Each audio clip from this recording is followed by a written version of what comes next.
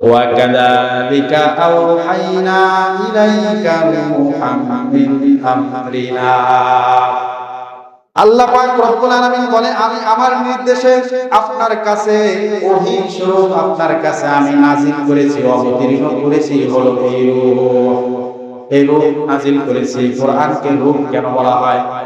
মানুষের দেহ এটা স্থায়ী হওয়ার জন্য, এটা লয় আর ক্ষয় না হওয়া থেকে বাঁচার জন্য মানুষের দেহের ভিতরে রূহের দরকার। কথা কোন ঠিক কিনা? রূহ যতদিন থাকবে দেহ ততদিন অক্ষয় থাকবে, পচবে না, গলবে না, নষ্ট হয়ে যাবে না। কিন্তু রূহ যদি উড়ে যায়, রূহ যদি মানুষের ভিতর থেকে যদি সরে যায়, তাহলে এই লাশটাকে বাইরে রাখলে পচন ধরবে, গলে যাবে, সেটা নিঃশেষ হয়ে যাবে। কথা কোন ঠিক কিনা? এর মানে আল্লাহ তাআলা বোঝাইতে চান এই দুনিয়াকে আমি তৈরি করেছি বান্দা, এই দুনিয়া তৈরি করার পরে এই দুনিয়ার ভিতরে এই দুনিয়াটাকে টিকে রাখার জন্য পৃথিবীরও একটা রূহ আমি নির্ধারণ করে দিয়েছি। সেই পৃথিবীর রূহের নাম হলো এই কোরআনে কারীম। এর মানে হলো রূহ মানুষের ভিতরে না থাকলে যেমনি ভাবে মানুষ আর থাকে না, সে নিঃশেষ হয়ে যায়, ঠিক তেমনি ভাবে দুনিয়ার ভিতরে যখন নাকি কোরআনের দিন, এই কোরআনের জ্ঞান থাকবে না, এই দুনিয়া থেকে যেদিন কোরআনের জ্ঞান উঠে যাবে সেদিন এই দুনিয়াটা থাকবে না, দুনিয়া ধ্বংস হয়ে যাবে। কারণ রূহ না থাকলে ওই জিনিসের কি থাকে না? অস্তিত্ব থাকে না। এই জন্য কোরআন যদি এই দুনিয়া থেকে মুছে যায়, তাহলে এই পৃথিবীকে আল্লাহ তাআলা এক সেকেন্ডের জন্য রাখবে না, এটাকে ধ্বংস করে দেবে। এই চারটা হলো মৌলিক নাম, আল কোরআন, আল ফুরকান, আল কিতাব, আর একটা কি? জিকির। এটা হলো কোরআনুল কারীমের মৌলিক চারটা নাম। গুণবাচক নাম এই কোরআনুল কারীমের। কোরআন এবং হাদিসকে মন্থন করলে দেখা যাবে শতাধিক, 100-র অনেক বেশি পেয়ে যাবে। এত নাম নিয়ে আলোচনা করলেই দেখা যাবে শুধু নাম নিয়ে আলোচনা করতে করতে কয়েক মাস লেগে যাবে। এটা হলো আল কোরআন। সেটা কি? আল কোরআন। যেমন আল্লাহ তাআলা কোরআনুল কারীমের মধ্যে বলেছেন, সূরা বনী ইসরাঈল আয়াত নাম্বার 9, আল্লাহ তাআলা বলেন, قال الله تعالى في كلامه المجيد إن هذا القرآن يهدي للتي هي أقوم। আল্লাহ পাক রব্বুল আলামিন বলেন, নিশ্চয় এটা এই কোরআনে কারীম এমন একটি গ্রন্থ যেটা মানুষকে সর্বাধিক সবচাইতে সরল সোজা পথ দেখাইতে পারে। সুবহানাল্লাহ। এই সোজা পথের সূচনা হয়েছে দুনিয়া, এই সোজা পথ ধরে যদি কেউ চলতে পারে, এই পথের শেষ হয়েছে সরাসরি জান্নাতে। সুবহানাল্লাহ। এই কোরআন কেন বলা হয়? কোরআনের শাব্দিক অর্থটা কি? কোরআন অর্থ হলো যেটা সর্বাধিক পঠিত বই, তাকে কোরআন বলা হয়। যেটাকে বারবার পড়া হয় তাকে কোরআন বলা হয়। এই পৃথিবীর মধ্যে সবচেয়ে বেশি পঠিত কোন কিতাব আপনারা বলতে পারেন? সবচেয়ে সর্বাধিক পঠিত কিতাবের নাম, কিতাব যেটা, সেটা এই আসমানি কিতাব কোরআন।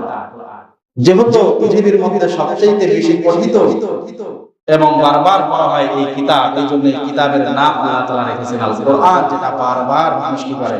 পাঠ করে। সুবহানাল্লাহ। এর কোরআনের প্রথম নাম হলো কোরআন, যেটা সর্বাধিক পঠিত। দুই নাম্বার এই কোরআনের মৌলিক নাম হলো আল ফুরকান। এই কোরআনের আরেকটা নাম কি? আল ফুরকান। যেমন কোরআনের কারীমের ভিতরে আল্লাহ তাআলা নিজেই এই নামটা চয়ন করেছেন। আল্লাহ এই কোরআনের আয়াতের মধ্যে আল্লাহ বলেছেন, তাবারাকাল্লাযী নাযালাল ফুরকানা আলা আবদিহি লিয়াকুনা লিল আলামিনা নাযীরা। অতি বরকতপূর্ণ সেই মহান সত্তা যিনি তার বান্দা মুহাম্মদুর রাসূলুল্লাহ সাল্লাল্লাহু আলাইহি ওয়াসাল্লাম ফুরকান নাযিল করেছেন। এই ফুরকান আল্লাহ পাক রব্বুল আলামিন তার নবীর উপর নাযিল করেছেন। এখানে ফুরকান দ্বারা কাকে বোঝানো হয়েছে? কোরআনুল কারীমকে। ফুরকান মানে কি? এই কোরআনকে কেন ফুরকান বলা হয়? ফুরকান শাব্দিক অর্থ হলো পার্থক্যকারী। এই কোরআন আল ফারিকু বাইনাল হাক্কি ওয়াল বাতিল। এই কোরআন এমন এক মহাসত্য যেটা হক এবং বাতিলের মাঝে পার্থক্য নির্ণয় করে দেয়। সুবহানাল্লাহ। এইজন্য এই কোরআনকে ফুরকান নামকরণ করা হয়েছে। এই কোরআনের আরেকটা নাম হলো আল কিতাব। যেমন কোরআনুল কারীমের ভিতরে আল্লাহ পাক রব্বুল আলামিন বলেছেন আলিফ লাম মিম যালিকাল কিতাবু লা রাইবা ফীহি। আল্লাহ পাক রব্বুল আলামিন বলেন ওই লৌহে মাহফুজের মধ্যে যে কিতাবটা সংরক্ষিত রয়েছে ওই কিতাব দ্বারা আল্লাহ পাক রব্বুল আলামিন বুঝিয়েছেন কোনটা এই মহাগ্রন্থ আল কোরআন, যে এই কোরআন এমন একটা কিতাব যে কিতাবের মধ্যে বিন্দু পরিমাণ কোনো সন্দেহ আর সংশয় নাই। সুবহানাল্লাহ। এই কোরআনকে কিতাব কেন বলা হয়? কিতাব বলা হয় কাকে?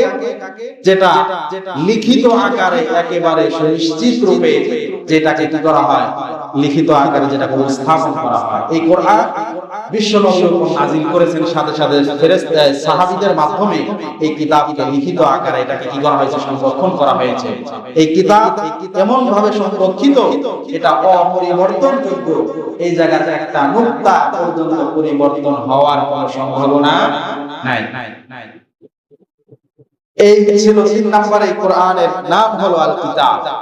4 নম্বর, এই কোরআনের মৌলিক নাম হলো আয-যিকর। এই কোরআনের নাম কি? জিকির।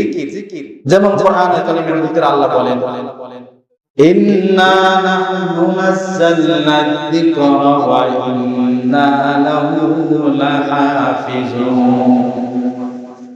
আল্লাহ পাক রব্বুল আলামিন বলেন নিশ্চয় আমি এই জিকির নাযিল করেছি। ইন্না নাহনু নাযালনা যিকরা, এই জিকির আমি রব্বুল আলামিন নাযিল করেছি। ওয়া ইন্না লাহু লাহাফিজুন, এবং এই কোরআনকে কিয়ামতের আগ পর্যন্ত সর্বকালের জন্য, সব সময়ের জন্য এই কোরআনকে সংরক্ষণ করার দায়িত্ব আমি মহান রব নিয়ে নিয়েছি। সুবহানাল্লাহ। এই কোরআন এটার হেফাজতের দায়িত্ব স্বয়ং আল্লাহ পাক রব্বুল আলামিন নিয়েছেন। এখানে বলতেছেন আমি জিকির নাযিল করেছি। জিকির দ্বারা কাকে বোঝানো হয়েছে? এই কোরআনুল কারীমকে বোঝানো হয়েছে। এই জিকির নাযিল করেছি। কোরআনকে জিকির কেন বলা হয়? জিকির মানে হলো স্মরণ করা। এই কোরআন এমন একটি গ্রন্থ, যেই গ্রন্থ কোন বান্দা যদি পাঠ করে আল্লাহ পাক রব্বুল আলামিনের স্মরণ তার সাথে সাথে এসে যায়। এই জন্যই তো আবার বলা হয় কোন বান্দা যদি কোরআনুল কারীমের তেলাওয়াত করে ওই বান্দার নামটা রব্বুল আলামিন জাকিরিনদের খাতায় লিপিবদ্ধ করে দেয়। সুবহানাল্লাহ। আফজালুল যিকরি তেলাওয়াতুল কোরআন। হাদিসে পাকের মধ্যে বিশ্বনবী এই জন্য বলেছেন পৃথিবীর মধ্যে যত জিকিরের শব্দ আছে সবচাইতে উত্তম জিকির যেটা, সেটা হলো কোরআনুল কারীমের তেলাওয়াত। সুবহানাল্লাহ। এই কোরআনের নাম তাহলে কি? জিকির। আল্লাহ তাআলা জিকির অবতীর্ণ করেছেন। এটার মাধ্যমে এটা পড়লে কার স্মরণ হয়? আল্লাহ পাক রব্বুল আলামিনের স্মরণ হয়। এই 4টা হলো মৌলিক নাম, আল কোরআন, আল ফুরকান, আল কিতাব, আর একটা কি? জিকির। এটা হলো কোরআনুল কারীমের মৌলিক 4টা নাম। গুণবাচক নাম এই কোরআনুল কারীমের, কোরআন এবং হাদিসকে মন্থন করলে দেখা যাবে শতাধিক, 100-এর অনেক বেশি হয়ে যাবে। এত নাম নিয়ে আলোচনা করলেই দেখা যাবে শুধু নাম নিয়ে আলোচনা করতে করতে কয়েক মাস লেগে যাবে। তো গুণবাচক আমি কয়েকটি নাম এখানে উল্লেখ করছি। মোট 11টি নাম আপনাদের সামনে আমি উপস্থাপন করব। 4টি মৌলিক নাম উল্লেখ করেছি। এরপরে কোরআনের একটি গুণবাচক নাম হলো কারীম। কোরআনের গুণবাচক একটি নাম কি? কারীম। যেমন আল্লাহ তাআলা কোরআনুল কারীমের মধ্যে বলেছেন ইন্নাহু লাকুরআনুন কারীম। নিশ্চয়ই এই গ্রন্থটা এটা হলো কোরআনে কারীম, মানে সম্মানিত কোরআন। সুবহানাল্লাহ। কারীম মানে কি? সম্মানিত, সবচেয়ে সম্মানের পাত্র মানে কোরআন সম্মানিত। 6 নাম্বার, এই কোরআনের গুণবাচক নাম হলো একটা মাজিদ। এই কোরআনের আরেকটা গুণবাচক নাম কি? মাজিদ। যেমন আল্লাহ তাআলা সূরা হুজের মধ্যে উল্লেখ করেছেন বাল হুয়া কুরআনুন মাজিদ। এটা তো একটি মর্যাদাপূর্ণ কিতাব, মর্যাদাপূর্ণ কোরআন। মাজিদ মানে মর্যাদাপূর্ণ, সম্মানিত। তো কোরআনের গুণবাচক একটা নাম কি কারীম, আল কোরআনুল কারীম, আর একটা গুণবাচক নাম কি কোরআন মাজিদ। কিন্তু আমরা এই বাংলাদেশের মধ্যে কোরআনের উপরে নাম লেখা কি কোরআন শরীফ। শরীফ এই গুণে গুণান্বিত করে আল্লাহ কোরআনে কোথাও শরীফ এই গুণে গুণান্বিত করেন নাই কোরআন। হাদিস এবং কোরআনের মধ্যে এই শরীফ দ্বারা কোরআনকে কি করা হয় না, গুণবাচক করা হয় না। এই শরীফ শব্দটা বাংলাদেশের মধ্যে বিভিন্ন জায়গায় লাগায়, মাজার শরীফ, ওরস শরীফ, দরবার শরীফ আছে না? কিন্তু কোরআনুল কারীম এটাকে আল্লাহ তাআলা এটার গুণ নির্ধারণ করছেন, এটার গুণাগুণ বর্ণনা করছেন কারীম শব্দ দ্বারা, মাজিদ শব্দ দ্বারা। এর মানে এটা নয় যে আপনি শরীফ বললে গুনাহ হয়ে যাবে, গুনাহ হবে না। কিন্তু কোরআন আল্লাহ তাআলা নিজেই কোরআনের যে গুণ নির্ধারণ করছে আমরা সেই নামেই ডাকি, আল কোরআনুল কারীম, আল কোরআনুল মাজিদ, এই নামে আমরা ডাকার চেষ্টা করব। তো 6 নাম্বার কোরআনের গুণবাচক নাম ছিল মাজিদ। 7 নাম্বার এই কোরআনের একটা নাম হলো নূর। এই কোরআনের নাম কি নূর। যেমন আল্লাহ পাক রব্বুল আলামিন সূরা নিসা 174 নাম্বার আয়াতের মধ্যে বলেন, ওয়া আনজালনা ইলাইকুম নূরান মুবিনা। আল্লাহ তাআলা বলেন, নিশ্চয়ই আমি তোমাদের কাছে নাজিল করেছি, অবতীর্ণ করেছি কোন সুস্পষ্ট নূর। এই নূর অবতীর্ণ করেছি, এই নূর দ্বারা আল্লাহ তাআলা যে গ্রন্থকে বোঝাইছেন সেটা কোনটা? এই কোরআন। যে নূর আপনার কাছে, তোমাদের কাছে আমি নূর নাজিল করেছি। এই কোরআনকে নূর কেন বলা হয়? নূরের অর্থ হলো আলো। নূর শব্দের অর্থ কি? আলো। এই কোরআনুল কারীম এটাকে নূর কেন বলা হয়? কারণ কোন মানুষ গুনাহের অন্ধকারে জর্জরিত যে ব্যক্তি, যার অন্তরটা গুনাহের মাধ্যমে কলুষিত হয়ে গিয়েছে, সে যদি কোরআনের কাছে আসে, এই কোরআন তার অন্তরকে তার আলো দ্বারা একেবারে আলোকিত করে দেবে। সুবহানাল্লাহ। এজন্য এই কোরআনকে কি বলা হয়েছে? নূর। এই কোরআন কারীমের আরেকটা নাম হলো শিফা। যেমন কোরআনুল কারীমের ভিতরে আল্লাহ পাক রব্বুল আলামিন বলেছেন, ওয়া নুনাজ্জিলু মিনাল কুরআনি মা হুয়া শিফা। আল্লাহ পাক রব্বুল আলামিন বলেন, নিশ্চয়ই আমি এই কোরআন এটাকে শিফা হিসেবে নাজিল করেছি। শিফা মানে হলো আরোগ্য। শিফা মানে কি? আরোগ্য, মুক্তি লাভ করা, রোগ থেকে মুক্তি পাওয়া। এই কোরআনকে শিফা কেন বলা হয়? কারণ হলো বিশ্বনবী মুহাম্মদুর রাসূলুল্লাহ সাল্লাল্লাহু আলাইহি ওয়াসাল্লাম এবং যত নবীদেরকে আল্লাহ তাআলা দুনিয়াতে পাঠিয়েছিলেন, তাদেরকে অন্তর রোগের চিকিৎসা হিসেবে আল্লাহ তাআলা প্রেরণ করেছিলেন। তো আল্লাহ তাআলা বলেন, এই নূর, এই কোরআনকে শিফা বলতেছেন কারণ হলো যাদের অন্তরের রোগ আছে, যাদের অন্তরের ভিতরে কলুষতা আছে, অন্তরের মধ্যে মহামারী আছে, এই মহামারী নিয়ে কোনো বান্দা যদি কোরআনের সংস্পর্শে চলে আসতে পারে, এই কোরআন তার অন্তরের সমস্ত রোগগুলোকে একেবারে নির্মূল করে তাকে অন্তরের সমস্ত রোগ থেকে মুক্তি দিয়ে তাকে সুস্থ বানিয়ে দিতে পারে। সুবহানাল্লাহ। অন্তরের রোগের অভাব নেই। হিংসা এটা অন্তরের রোগ, মিথ্যা বলা, অন্তরের ভিতরে মানুষের ব্যাপারে খারাপ ধারণা করা, অন্তর দিয়ে মানুষের ব্যাপারে খারাপ কোনো পরিকল্পনা করা, কাউকে বিপদে ফেলার চিন্তা ভাবনা করা, এই অন্তরের মধ্যে খারাপ মনোভাব তৈরি করা, সব কিছু অন্তরের রোগ। কুফর এটা অন্তরের মহামারী রোগ, শিরক এটা অন্তরের মহামারী রোগ। এই কোরআন হলো শিফা, অন্তরের সমস্ত রোগের চিকিৎসা কোরআনের ভিতরে আল্লাহ তাআলা কি করেছেন? কে দিয়েছেন। এজন্য এই কোরআনকে শিফা বলা। এই কোরআনুল কারীমের 9 নাম্বার যে নামের কথা আমি বলবো সেটা হলো এই কোরআনের নাম হাবলু। কোরআনের নাম আল্লাহ কোরআনে দিয়েছে হাবলু। নাম কি? হাবলু। উচ্চারণ করেন, নামটা কি? হাবলু। যেমন আল্লাহ কোরআনের ভিতরে বলেছেন, ওয়া তাসিমু বিহাবলিল্লাহি জামিআ। আল্লাহ বলেন, এই হাবলুকে তোমরা সকলেই একেবারে কঠিন ভাবে যত্ন সহকারে একেবারে জীবনে যতদিন বাঁচবা, এই হাবলুকে মানে এই কোরআনকে তোমরা আঁকড়ে ধরবা। এই হাবলুন দ্বারা কি বুঝাইছেন আল্লাহ তাআলা? এই কোরআনুল কারীম। যে হাবলুনকে তোমরা আঁকড়ে ধরবা, হাবকে আঁকড়ে ধরবা, হাবলুন মানে এই কোরআনকে আঁকড়ে ধরবা।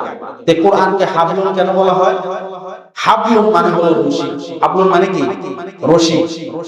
আল্লাহ তাআলা বোঝাইতে চান দুনিয়ার মানুষকে জান্নাত থেকে একটা রশি এই দুনিয়ার ভিতরে আমি রেখে দিলাম, কোরআন নামক রশি। এই কোরআন নামক রশির এক প্রান্ত দুনিয়ার ভিতরে থাকবে। এই রশি যে শক্ত করে ধরবে, কাল কিয়ামতের ময়দানে এই রশির সাহায্যে আল্লাহর জান্নাতের মধ্যে সে প্রবেশ করতে পারবে। সুবহানাল্লাহ। তার মানে কোরআনকে যদি কেউ ধরতে পারে আঁকড়ে, এই কোরআন যদি দুনিয়ার ভিতরে কেউ আঁকড়ে ধরতে পারে, তাহলে এই কোরআন আঁকড়ে ধরে যে ব্যক্তি ইন্তেকাল করবে, খোদার জান্নাতে নিয়ে যাবে এই কোরআন তাকে। এই জন্য এই কোরআনকে বলা হয়েছে হাফেজ। 10 নাম্বার, এই কোরআনে গুণবাচক নাম যেটা উল্লেখ করেছে হলো রূহ। এই কোরআনের একটা নাম কি? রূহ। রূহ আছে না? আত্মা। এই কোরআনের নাম হলো রূহ। যেমন কোরআনের ভিতরে আল্লাহ তাআলা বলেন, ওয়া কাযালিকা আওহাইনা ইলাইকা রূহাম মিন আমরিনা।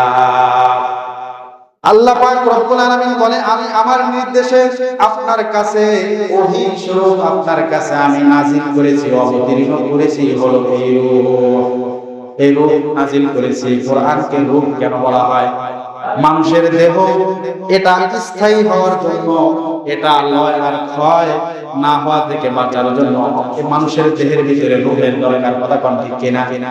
রূহ যতদিন থাকবে দেহ ততদিন অক্ষয় থাকবে, পচবে না, গলবে না, নষ্ট হয়ে যাবে না। কিন্তু রূহ যদি উড়ে যায়, যদি মানুষের ভিতর থেকে যদি সরে যায়, তাহলে এই লাশটাকে বাহিরে রাখলে পচন ধরবে, গলে যাবে, সেটা নিঃশেষ হয়ে যাবে। কথা কোন ঠিক কিনা?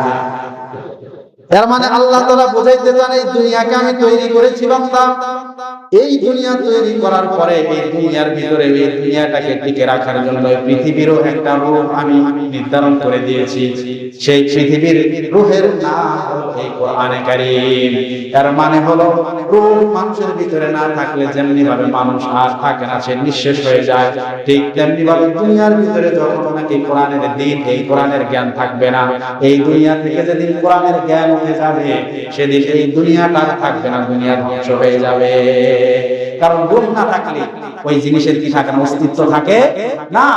এই জন্য কোরআন যদি এই দুনিয়া থেকে মুছে যায়, তাহলে এই পৃথিবীকে আল্লাহ তাআলা 1 সেকেন্ডের জন্য রাখবে না, এটাকে ধ্বংস করে দেবে। এই জন্য এটাকে রূহ বলা। 11 নাম্বার যেটা নাম, সেটা হলো কালামুল্লাহ। এই কোরআনের একটা নাম কি? কালামুল্লাহ। যেমন আল্লাহ পাক রব্বুল আলামিন কোরআনের ভিতরে বলেছেন, ওয়া ইন আহাদুম মিনাল মুশরিকিনা ইসতাজারাকা ফাআজিরহু হাত্তা ইয়াসমা কালামাল্লাহ। আল্লাহ পাক রব্বুল আলামিন বলেন, হে নবী, আপনার কাছে যদি কোনো মুশরিক, কোনো বেঈমান সে যদি আপনার কাছে আশ্রয় চায়, তাহলে তাকে আপনি আশ্রয় দিন এবং আপনার কাছে রাখেন, আশ্রয় দিয়ে রাখেন, যাতে করে সে এই কোরআনুল কারীমে কালামুল্লাহ শোনার একটা সুযোগ পায়। কারণ আপনার কাছে থাকলে, আপনার সাথে থাকলে, আপনার আশেপাশে থাকলে আপনি তো কোরআনের কথাই মানুষকে শোনাবেন। এই মুশরিক আর বেঈমান সে আপনার কাছে যদি থাকে আর সে যদি কালামুল্লাহর কোরআন এটা যদি শুনতে পারে, হতে পারে এই কোরআন শোনার মাধ্যমে তার সবচাইতে মূল্যবান সম্পদ ঈমান, সেটা সে অর্জন করতে পারবে। সুবহানাল্লাহ। এটাকে কালামুল্লাহ বলা হয়। কালামুল্লাহ মানে কি? আল্লাহর কথা। কালাম মানে হলো কথা, আল্লাহ মানে কি? আল্লাহ। কালামুল্লাহ মানে আল্লাহর কথা। এটা এখানে যত কিছু আছে, যত আয়াত আছে, এই সব কিছু কার কথা? আওয়াজ করে বলেন, কার কথা এটা?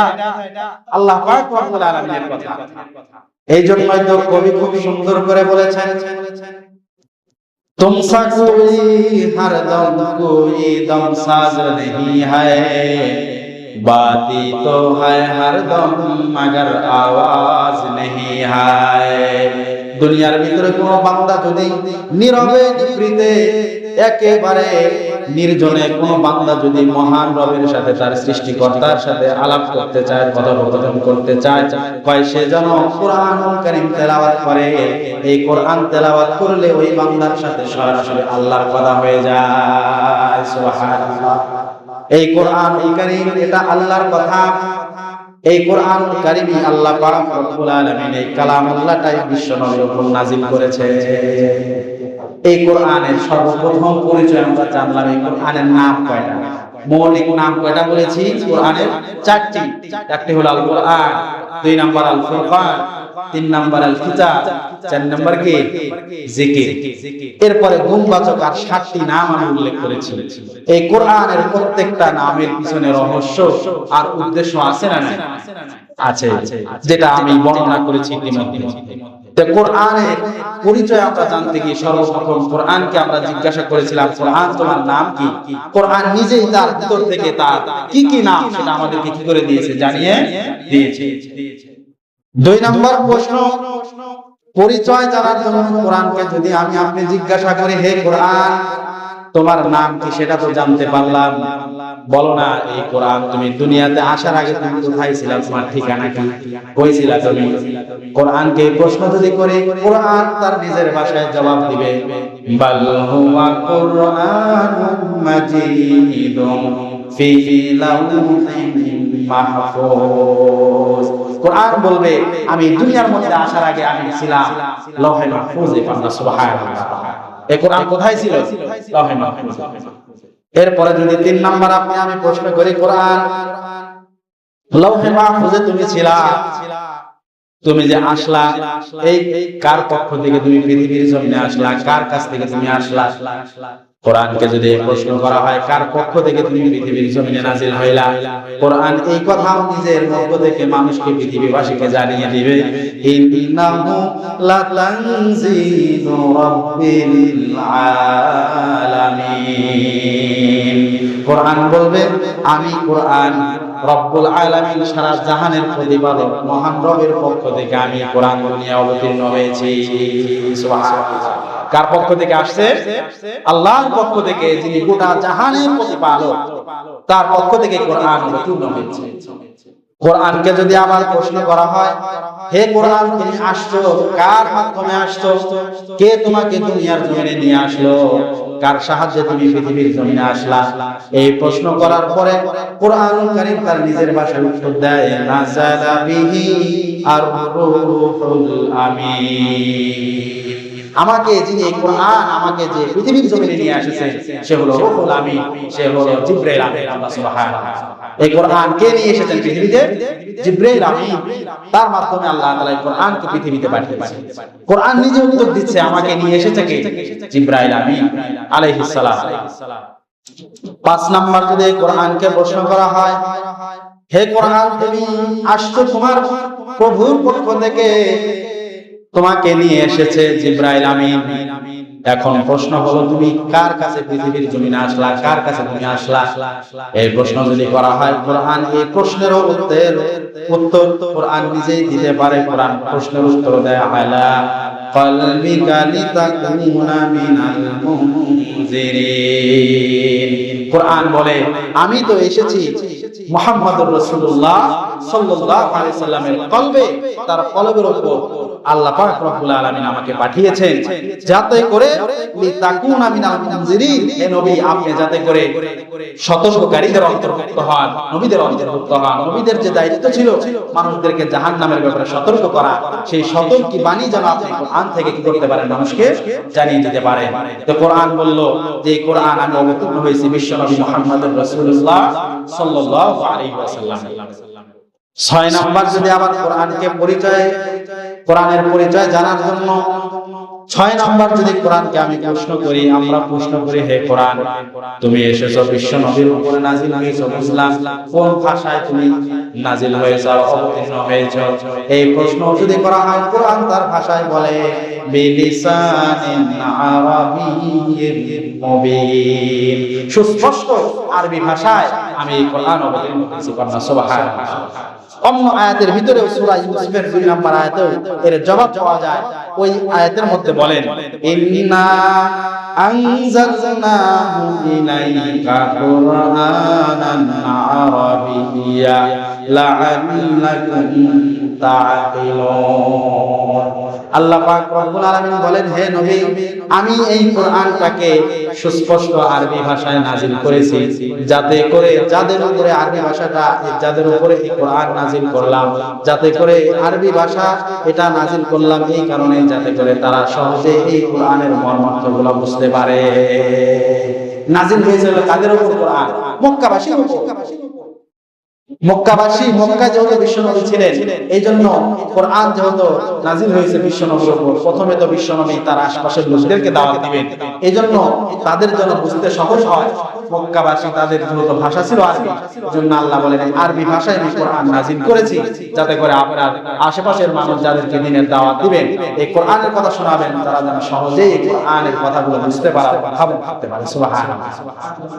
এটা হলো কোরআনুল কারীমের আরেকটা পরিচয়।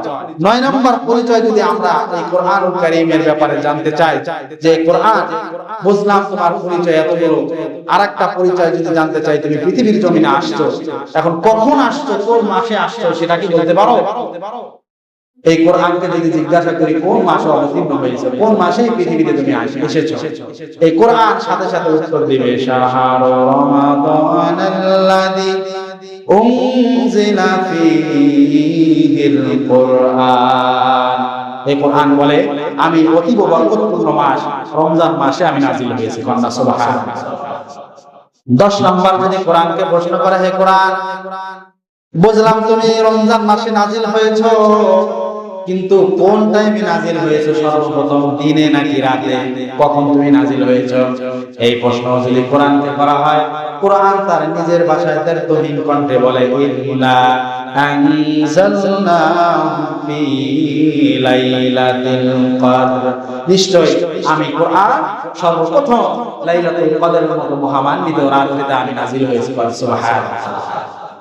এরপরে কোরআনকে যদি আমি প্রশ্ন করি, হে কোরআন, তুমি রমজান মাসে নাজিল হয়েছো, রাত্রি বেলায় লাইলাতুল কদরের মতো বরকতপূর্ণ মাসে নাজিল হয়েছো, এখন যদি জিজ্ঞাসা করি, হে কোরআন, তুমি নাজিল হয়েছো কেন, এই পৃথিবীতে আসলে তোমার মিশনারি মিশন কোন উদ্দেশ্যে তুমি পৃথিবীতে আসলা?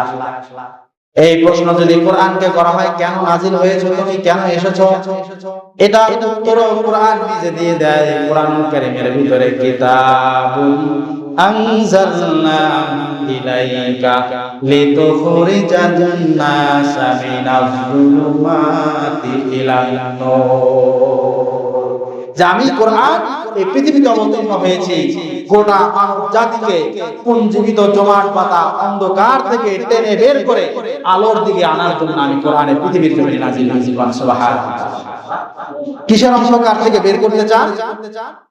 শিরকের অন্ধকার।